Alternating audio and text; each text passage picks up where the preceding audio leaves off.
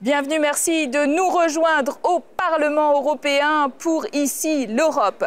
To be or not to be dans l'Union européenne, telle est la question que David Cameron entend poser à ses concitoyens au Royaume-Uni, probablement en 2016 d'ailleurs. L'issue de ce référendum annoncé demeure tout à fait incertaine. Le nouveau leader des travaillistes, par exemple, Jeremy Corbyn, plus à gauche que ses prédécesseurs et longtemps d'ailleurs eurosceptique, a dit qu'il n'appellerait pas au Brexit, c'est-à-dire la fameuse sortie de la Grande-Bretagne du club européen.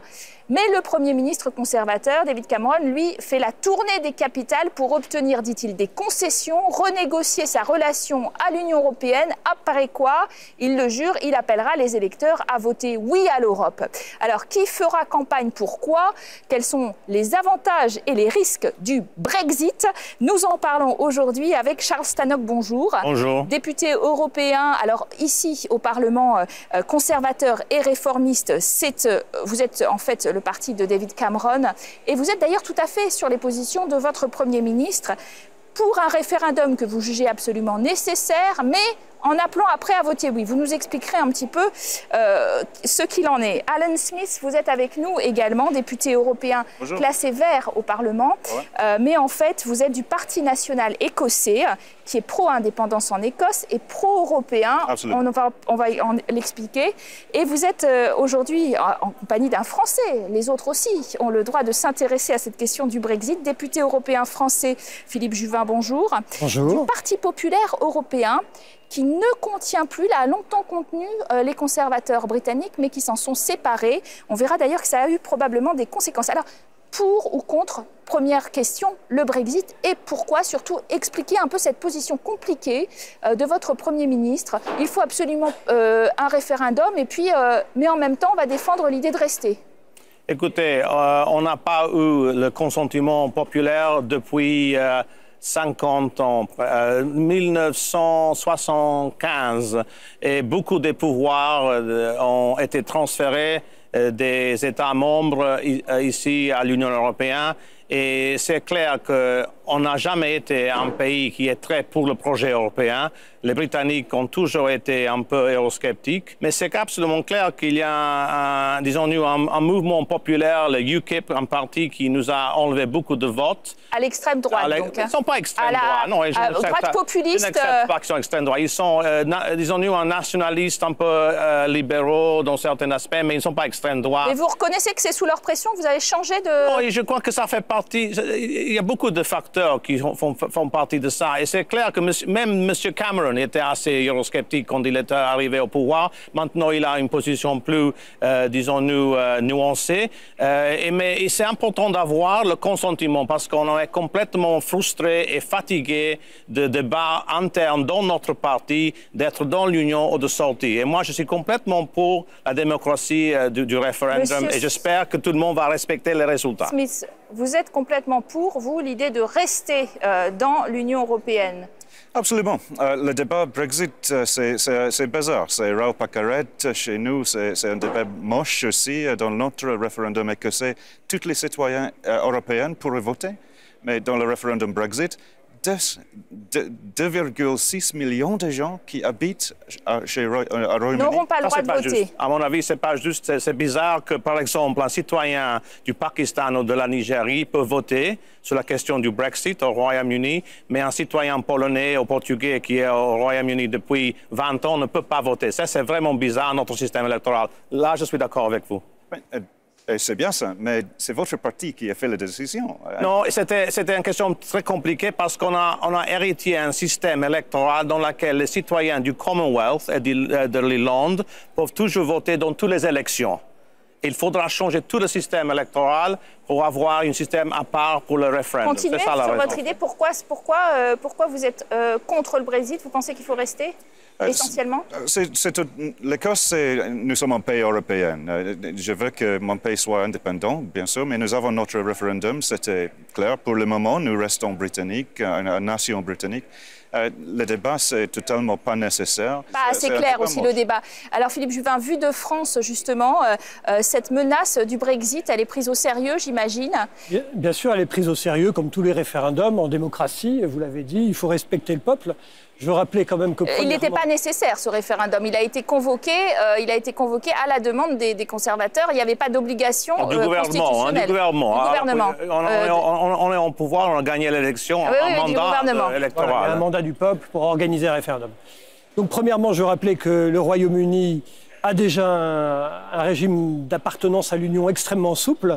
Il n'a pas l'euro, il n'a pas Schengen, il n'a pas tous les aspects de la Charte des droits fondamentaux, il n'a pas la coopération judiciaire entre certains aspects, etc. Et en même temps, le Royaume-Uni bénéficie de tous les avantages du marché unique. Il faut déjà l'avoir en tête. Alors maintenant, que veut le Royaume-Uni ? Je vous avoue que ce n'est pas très clair dans notre esprit. Non, c'est très clair. On a nous écoutons M. Cameron et nous avons un peu de mal à savoir ce qu'il veut. Si c'est picoré dans les traités, il n'en est pas question. Parce que si on picore dans les traités, alors là, tout le monde viendra faire son marché et l'Europe va se déliter. C'est pas Europe à la carte, ça c'est pas vrai. Ce que je crois, c'est que tout le monde a intérêt, y compris la Grande-Bretagne, le Royaume-Uni, à ce que le Royaume-Uni reste dans l'Europe. La sortie du Royaume-Uni de l'Europe va d'abord avoir des coûts très importants et surtout va contredire un modèle de civilisation. Nous faisons partie de la même civilisation, nous avons la même histoire. Alors vous avez bien... Maintenant, si le Royaume-Uni veut sortir, eh bien ils sortiront. On va faire mais je pense même attention, que ça en français, il aurait pu même dire qu'ils sortent. Bon vent. Et ça pourra même. Voulait dire. Il a été délicat. L'article 50 du traité de Lisbonne nous donne le droit de sortir. Et cela pourra même peut-être donner plus de cohérence à l'Europe. Et c'est très important. Je pense que la sortie du Royaume-Uni peut aussi avoir un avantage, je vous le dis, donner plus de cohérence à l'Europe. Donc je dis à mes amis du Royaume-Uni, faites attention. Je pense que nous n'allons pas à tout prix vouloir vous garder.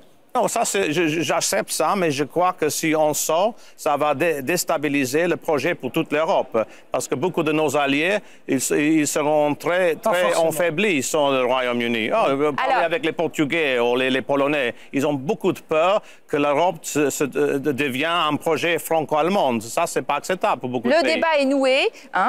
Nous allons regarder quand même un petit peu les derniers sondages qui sont en train de bouger pour l'Europe avec ce reportage. Ça remonte pour le Brexit. Contrairement au précédent sondage, une enquête publiée sur le Mail on Sunday donne les partisans de la sortie de l'Union européenne majoritaires.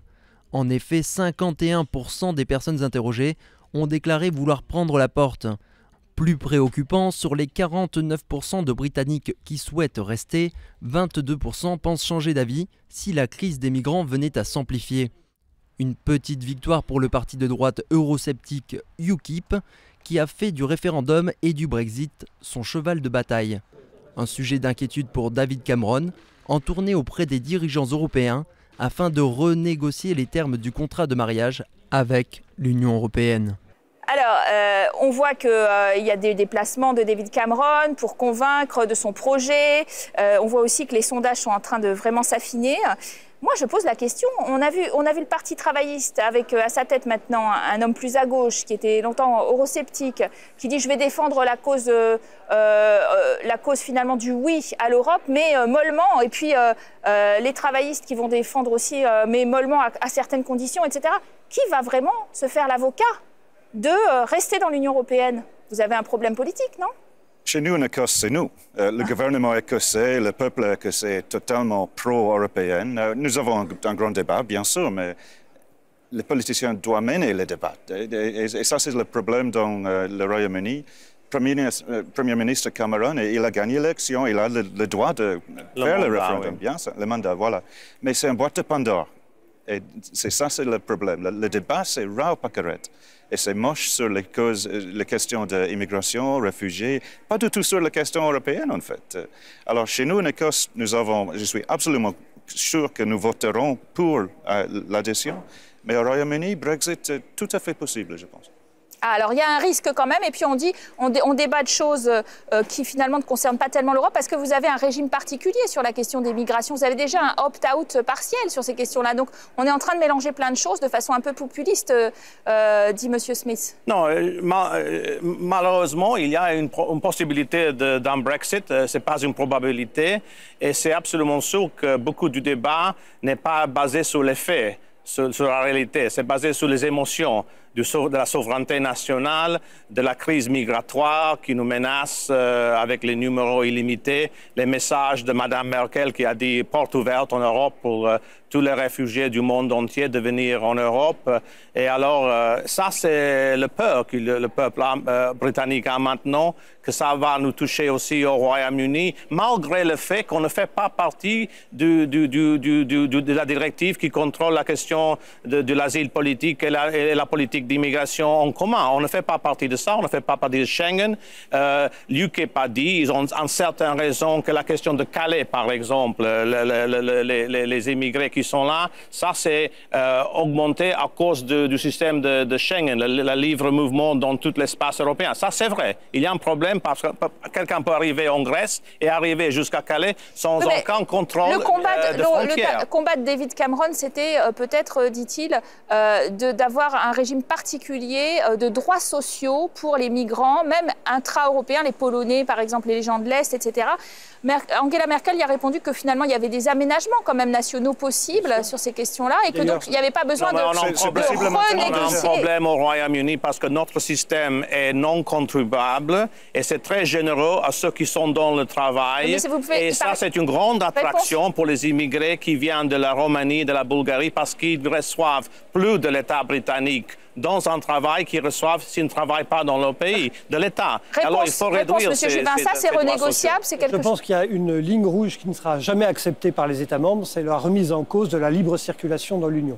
Il ne faut pas se faire d'illusions, c'est un des acquis, moi, je suis désolé. Mais pas le droit d'accès à notre système de sécurité sociale. Premier point. Ensuite, il est évident, la Cour européenne, même récemment, début septembre, a établi très clairement qu'un État était souverain pour limiter les prestations sociales de citoyens même de l'Union européenne sur son territoire qui ne contribueraient pas de manière suffisante à la richesse de ce territoire. Donc en réalité, ce que demande Cameron, ça existe déjà. Très bien. Moi je crois qu'il y a une grande part de communication dans cette affaire. Et on voit bien que M. Cameron est embêté, et je le comprends.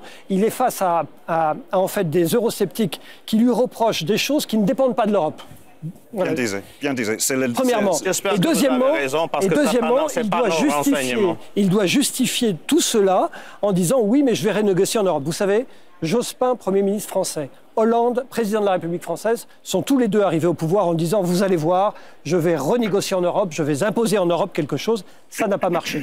En fait, en Europe, on avance par construction. Moi, ce que je pense, c'est qu'aujourd'hui, il y a dans les traités, dans les lois et les règlements, peut-être mal appliqués, peut-être insuffisamment appliqués. Vous avez parlé de Schengen. Très clairement, les frontières de Schengen extérieures ne sont pas suffisamment surveillées. Là, je suis d'accord avec vous. Mais c'est à l'intérieur de l'Union telle qu'elle existe qu'on peut mieux la faire fonctionner. Donc d'un côté, moi, je suis très content de cette affaire britannique parce que ça nous permet d'utiliser Cameron comme un aiguillon pour réformer l'Europe de l'intérieur. Mais ce que je crois, c'est qu'in fine, si vous sortez, ça se fera au détriment de vous-même parce que vous allez devenir un pays qui sera isolé, et pardon, mais le reste du monde a besoin aujourd'hui de grands ensembles avec des modes de gouvernance communs, des modes de monnaie unique. Et je suis désolé, si vous restez un jour, il faudra l'euro. Parce que nous ne pouvons avancer ensemble qu'avec une gouvernance économique, fiscale et sociale. C'est une ligne rouge, l'euro pour nous. L'euro est un désastre pour la Grèce, pour beaucoup de pays. Mais non, ce qui est un désastre, ce n'est pas l'euro, c'est la manière de la gérer. D'ailleurs, que vous craignez. On parle peut-être certains London School of Economics, par exemple, a dit que ça pouvait impacter de 6 à 9% le PIB du Royaume-Uni, où est basée la City. Le monde du business est quand même assez inquiet de cette... et pourtant, ce sont vos électeurs traditionnels aux travaillistes. Et c'est vrai qu'il y a une certaine inquiétude quand même chez les milieux d'affaires. Absolument, avec raison. Et c'est pour ça que j'ai une colère avec le débat. C'est basé sur le fantasme de l'exceptionnalisme britannique. Et tout notre lien économique avec nos amis et les pays européens, c'est tout en l'air maintenant. Bien sûr, après Brexit, il y a des options. La Norvège est juste là, la Suisse est juste là, mais absolument pas de détails dans le débat. C'est rare, Margaret. Et c'est la faute de M. Cameron et votre parti, ton parti, Charles. Non, je n'accepte pas ça du tout. Avec le risque de tension séparatiste encore plus forte, puisque il l'a bien expliqué, l'Écosse a rejeté l'indépendance, mais en revanche, si jamais on se dirige vers le Brexit ou le référendum donnait un résultat non à l'Europe, l'Écosse partirait. Non, ça j'accepte. C'est plus probable que l'Écosse va être indépendante. Et moi, je veux rester dans l'Union européenne. Écoutez, vous n'avez pas compris ce que j'ai dit parce que, à mon avis, il y a beaucoup de facteurs qui nous donnent des grands bénéfices. Et une des choses, c'est maintenir le Royaume-Uni uni comme un État souverain, avec l'Écosse qui fait partie de notre État. Mais si on sort, c'est probable que l'Écosse fera un autre référendum pour sortir et on ne sait pas le résultat. Oui. L'Irlande du Nord aussi peut-être veulent se réunir avec le Sud, avec la République irlandaise, tout ça. Il y a beaucoup de choses qu'on ne sait pas. Ça, c'est l'inconnu. Mais malheureusement, le débat sur la question de l'Europe, pour beaucoup de monde, c'est une question émotionnelle, de souveraineté nationale, de peur de ce qui se passe avec notre société, la cohésion sociale. Manipulation. Écoutez, il faut se rappeler que le Royaume-Uni a eu 8 millions d'immigrés dans les derniers 20 ans. L'année dernière, 600 000 personnes sont arrivées de l'extérieur dans notre pays. Alors, beaucoup de monde commence à dire, il y a beaucoup de pression sur les ressources publiques, beaucoup de problèmes de cohésion sociale, beaucoup de problèmes avec la sécurité nationale, avec peut-être l'infiltration de ISIS maintenant, avec les réfugiés, beaucoup de choses qui donnent beaucoup de peur. On est en train de... Ce n'est pas à cause de l'Europe, mais ce n'est pas... C'est vrai, mais ce n'est pas à cause de l'Europe. Merci, merci à vous d'avoir très bien illustré ce débat que je vois que vous étiez parti pour prolonger. Merci à vous de l'avoir suivi. Vous restez en notre compagnie pour la seconde partie de notre programme avec notre grand invité.